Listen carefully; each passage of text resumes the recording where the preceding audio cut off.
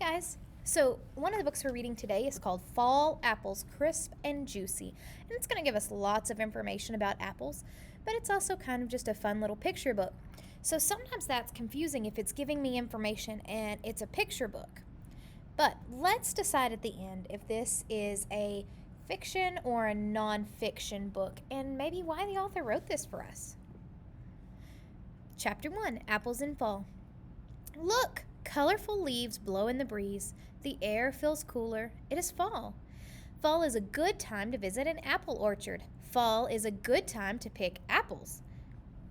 Then down here it says, orchards around the world grow about 50 kinds of apples. Do you know what that word means? Orchard? Orchard? I'm not sure, but I'm looking. There's lots of apple trees. Wonder if that's a word for apple farm. Let's see. Crunch. I bite through the red skin. The crisp white flesh tastes sweet. Juice drips down my chin. Surprise! Tiny dark seeds hide in the core. Most ripe apples have red skin. Some have yellow or green skin. Do you remember what the apple seeds are called? Pips.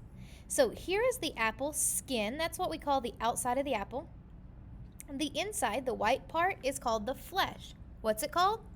Flesh. How apples grow. Pop! A tiny apple seed falls into the soil. Roots grow down and the stem grows up. Drip! Just enough rain helps the seed become a sprout. Just enough sunlight helps the sprout become a tree. When an apple seed grows into a tree, its apples are different from the apples that made the seed. To grow a certain kind of apple, orchards have to attach a stem to one tree, the stem of one tree to the roots of another. Then they'll grow together. Green leaves bud and spread.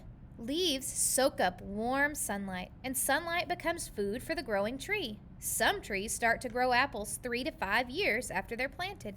Did you hear how long it takes? 3 to 5 years. How old are you? You're probably 5, about to turn 6, or 6 fixing to turn 7. Think about that. There are some apple trees that just put on their first apples if they were born the same year you were. Sniff. I smell sweet flowers. In the spring, white and pink blossoms bloom. Buzz. Bees drink nectar from the apple flowers. Pollen from the flowers sticks to their bodies. Bees spread the pollen from tree to tree. Apple blossoms need pollen from another kind of apple so that they can grow their fruit. Bees and other insects spread pollen from the flowers on the trees and those flowers to another tree. Pollen from another tree fertilizes the flowers. Then the petals fall off. Wait, what? The petals fall off? Oh, tiny green fruitlets form. What are those called? Fruitlets. During the summer, fruitlets grow into big apples. Pickers harvest apples in the fall. Ripe apples pile up.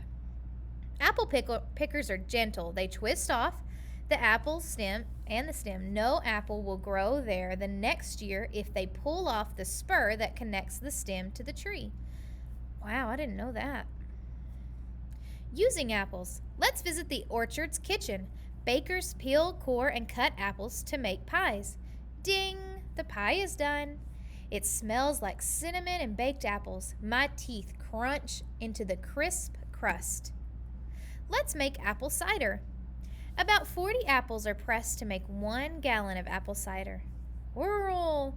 The grinder turns and it smashes the apples into pulp. Squish! The press squeezes the apple pulp and cider trickles out. We drink the cider. It looks cloudier than apple juice. It tastes sweet and tart. Yum! Apple juice makers heat and filter apple cider to make the juice.